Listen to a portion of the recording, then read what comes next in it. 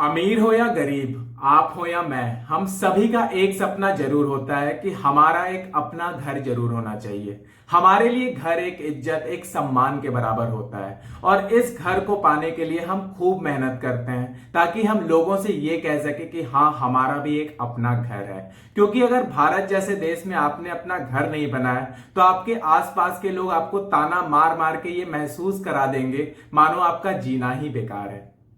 अक्सर आपके घर में ये डिस्कशन जरूर होती होगी कि यार वो जो जमीन है ना, वो 10 साल पहले 2 या 3 लाख रुपए में मिल रही थी और आज उस जमीन की कीमत 60 से 65 लाख रुपए हो गई है। काश उस टाइम वो जमीन ले ली होती तो आज कोई टेंशन ही नहीं होता। और ये जो अफसोस है ना, वो मुझे लगता है कि हर एक इंसान में कभी ना कभी जरूर आती होगी।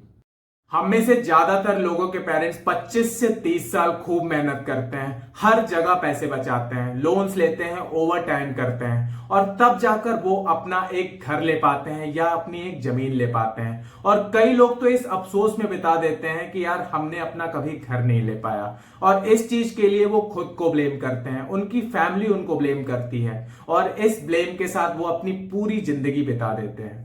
अब जिस हिसाब से प्रॉपर्टीज के रेट्स बढ़ रहे हैं, आज के डेट में मिडिल क्लास के लिए एक खुद का घर लेना तो जैसे लगता है एक सपना की तरह रह गया। तो क्यों प्रॉपर्टीज के रेट्स इतने तेजी से बढ़ रहे हैं और क्यों एक मिडिल क्लास को खुद का घर लेने में इतनी परेशानियां होती हैं, जानेंगे इस वीडियो में। नमस्कार दोस्तों, मैं हूं अभिषेक शर्मा और इसी के साथ वीडियो को शुरू करते हैं।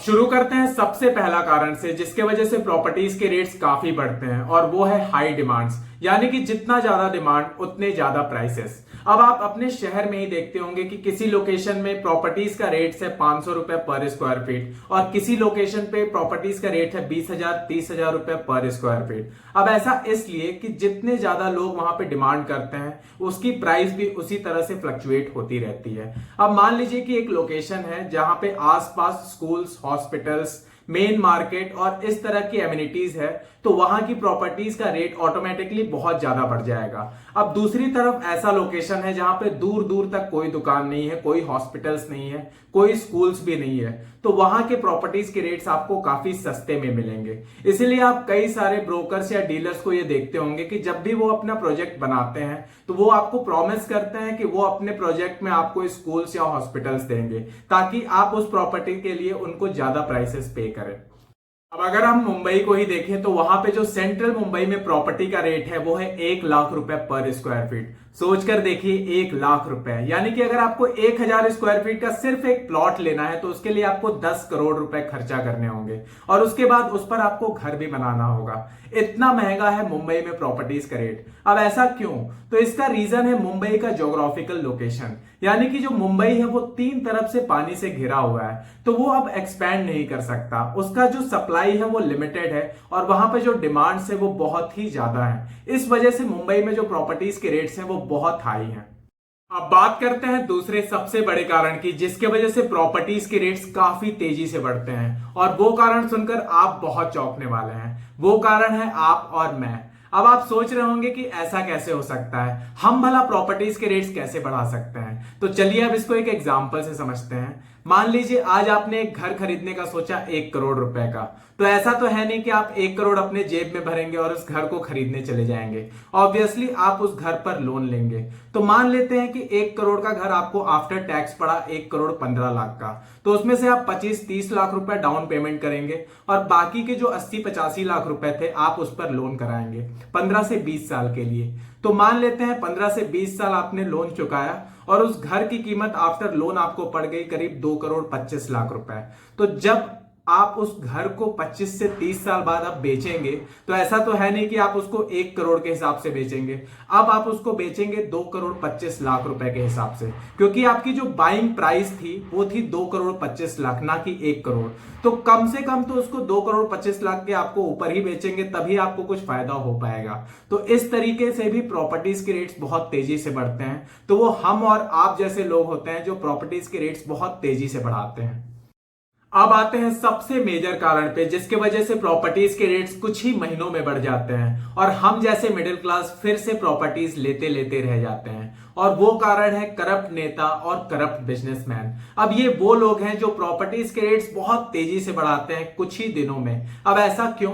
अब ऐसा इसलिए कि मान लीजिए एक तरफ एक करप्ट आदमी है और एक तरफ एक आम आदमी। अब ये दोनों घर कैसे खरीदेंगे, चलिए इसको देखते हैं। तो सबसे पहले बात करते हैं कि ये जो आम आदमी है अगर इसको 1 करोड़ का घर लेना है तो सबसे पहले तो ये घर इसको टैक्स के बाद 1 करोड़ 15-20 लाख रुपए का पड़ जाएगा।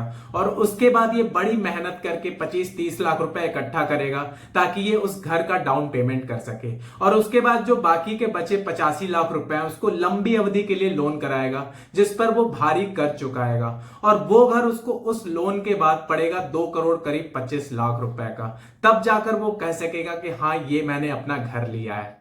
अब चलिए देखते हैं कि ये जो करप्ट आदमी है ये कैसे घर खरीदेगा।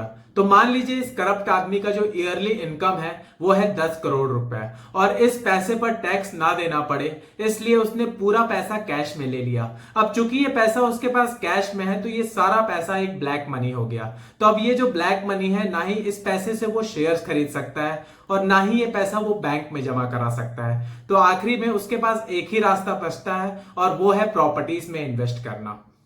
अब इस करप्ट आदमी को कहीं से पता चलता है कि एक जगह किसी बिल्डर ने 14-15 करोड़ का एक प्रोजेक्ट डाला है जिसमें 1-1 करोड़ का 14-15 घर है। तो अब ये उस बिल्डर के पास जाएगा और बोलेगा कि इसमें से मुझे 8 घर दे दो। अब जब उस बिल्डर को ये पता चलेगा कि उसके 14-15 घर में से 8 घर तुरंत बिक गए तो अब वहां पर उसका इन्वेस्टमेंट निकल गया। तो अब जो बाकी के 6-7 घर होंगे उसको वो अपने प्राइस पर बेचेगा और जहां वो 1 करोड़ का उस घर को बेच रहा था वो तुरंत कुछ ही महीनों में उस घर का प्राइस कर देगा 1 करोड़ 25-30 लाख रुपए। और आपके और हमारे जैसे जो आम आदमी होते हैं वो बड़ी मेहनत से 20-25 लाख रुपए इकट्ठा किए उस घर के डाउन पेमेंट के लिए। अब जब हम अपना पैसा लेके उस बिल्डर के पास जाते हैं तो वो बिल्डर हमसे ये बोलता है कि इस घर का प्राइस 1 महीना पहले 1 करोड़ था, अब इस घर का जो रेट हो गया है वो हो गया है 1 करोड़ 25 लाख रुपए। और फिर से हमारे जैसे जो मिडिल क्लास होते हैं वो घर लेते लेते रह जाते हैं। अब आप सोच रहे होंगे कि ये जो करप्ट आदमी है वो 8 घर एक साथ क्यों ही लेगा। तो वो इसलिए लेगा कि जो घर हमें लोन के बाद डबल प्राइस में पड़ जाता है वही घर इन्हें करीब 40 से 50% डिस्काउंट में मिलता है। और अगर आपको याद होगा कि वो जो 10 करोड़ रुपए थे उसने वो कैश में लिया था यानी कि ब्लैक मनी के रूप में, और वही पैसा इसने अगर व्हाइट मनी में लिया होता तो उस पर उसे इनकम टैक्स और जीएसटी दोनों भरना होता जिसकी वैल्यू करीब 4.5 करोड़ तक होती। तो वो उस पैसे को बचाने के लिए उस पैसे को इन्वेस्ट कर देता है प्रॉपर्टीज में और इस तरह से उसको एक घर की प्राइस करीब 65-70 लाख पड़ जाती है और वही 1 करोड़ का घर हमें लोन के बाद करीब 2 करोड़ 25 लाख का पड़ता है। तो ऐसे में ये जो करप्ट आदमी है वो ज्यादा से ज्यादा पैसा अपना प्रॉपर्टीज में क्यों ही ना इन्वेस्ट करें। वो ज्यादा से ज्यादा पैसा सोचते हैं कि हम प्रॉपर्टीज में इन्वेस्ट करें और इस वजह से ये जो करप्ट आदमी है वो हमारे प्रॉपर्टीज के रेट्स बहुत तेजी से बढ़ाते हैं और फिर से एक आम आदमी घर लेते लेते रह जाता है। दोस्तों एक बात सोचकर देखिए कि अगर ये करप्शन ना होता, अगर ये ब्लैक मनी नहीं होता तो क्या ये लोग प्रॉपर्टीज में इन्वेस्ट करते? क्या ये लोग जानबूझकर उस प्रॉपर्टी के डिमांड को इतने तेजी से बढ़ा देते कि हम मिडिल क्लास का एक सपना हो जाता अपना घर लेने का? ये लोग तो अपने इनकम टैक्स को बचाने के लिए या अपने इनकम टैक्स की चोरी करने के लिए इन प्रॉपर्टीज में इन्वेस्ट कर देते हैं, पर हम जैसे जो मिडिल क्लास होते हैं उनके लिए बहुत मुश्किल हो जाती है कि अपना वो एक जमीन या अपना एक घर ले सकें। तो मैं ये चाहता हूं कि इस वीडियो को आप ज्यादा से ज्यादा लोगों तक पहुंचाएं ताकि हम सब मिलकर करप्शन के खिलाफ आवाज उठा सकें और हर देश का हर एक आम आदमी अपना घर लेने का सपना पूरा कर सके। तो आज की इस वीडियो को यहीं खत्म करते हैं। मैं उम्मीद करता हूं कि ये वीडियो आपको पसंद आई होगी और अगर पसंद आई है तो इस वीडियो को एक लाइक कर दें, इस चैनल को सब्सक्राइब करें और इस वीडियो को अपने फैमिलीज और फ्रेंड्स में ज्यादा से ज्यादा शेयर करें। मिलते हैं अपने नेक्स्ट वीडियो में दोस्तों, तब तक के लिए बाय बाय।